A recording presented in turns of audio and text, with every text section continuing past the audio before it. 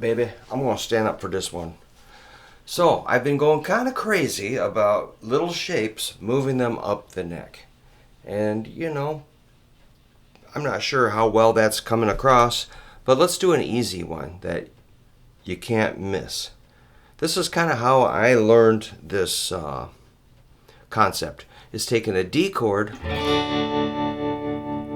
and maybe you accidentally played it 1 fret high. It's like, uh-oh, that's wrong. Or is it? What if you go 2 frets too high? And you could go one more. And you're like, whoa. Is this something? Could this be something? You gotta remember, I learned with no videos, no teacher, well, other than learning a few shapes.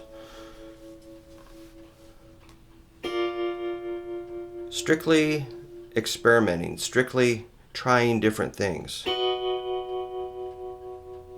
Or making a lot of mistakes. Or were they mistakes? I think you've kind of got to get out of your safe zone and take some chances with these shapes and see what you can come up with, and you engage your ears. That's my greatest asset. I'm not fast with my fingers. I'm not fast with my brain. I can barely speak English. But I can hear that. A D chord. If you go up 2 frets, that's an E chord, based at the 4th fret here. Exactly the same shape. If you go 1 fret higher, that would be an F. Let's back up a little bit to D. The root of an open D string is the 4th string, a D chord. The root is the 4th string open D. The D note is the root of a D chord. However, the 2nd string, 3rd fret, is also a root.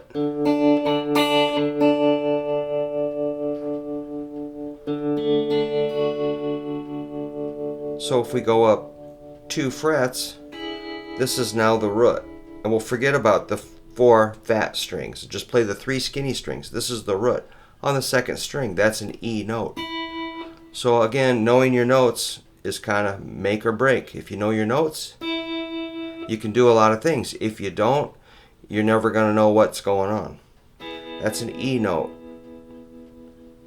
If you go 1 more fret, this is an F note, so that makes an F chord. F note, F chord, D shape. If you go 2 more frets, it's G. G note, G chord, D shape.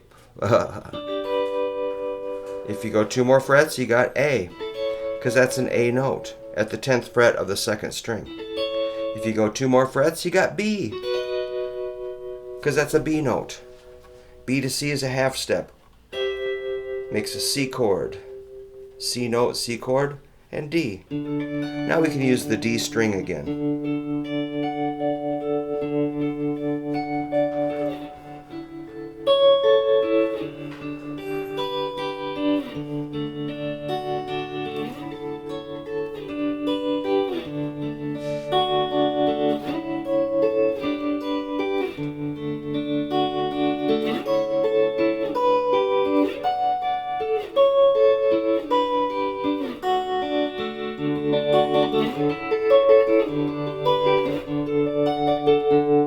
Sometimes that open D string sounds okay, like on an A chord. It's kind of cool. That'd be an A with a D bass note.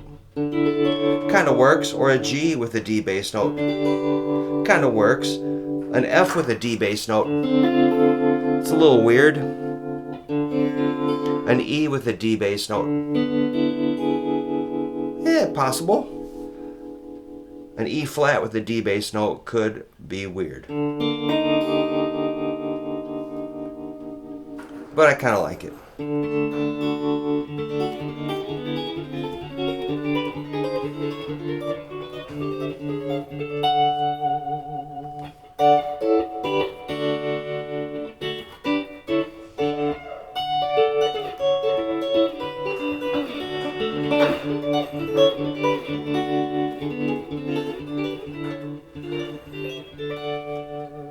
Just remember the notes are it's alphabetical. A, B, C, D, E, F, G, A, B, C, D.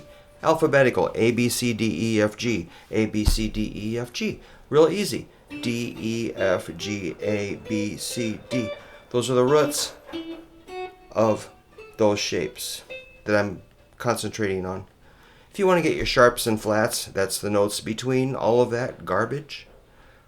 Yeah. Good garbage. So there's your D shape, moves up the neck, real easy. Just explore that. Make some mistakes, make something horrible. Find the good stuff. If you play the bad notes that sound horrible, then you know what to avoid. So don't be afraid to make, do some experimenting, take some chances, get weird, wild, and wacky. Yeah. Get weird, wild, and wacky.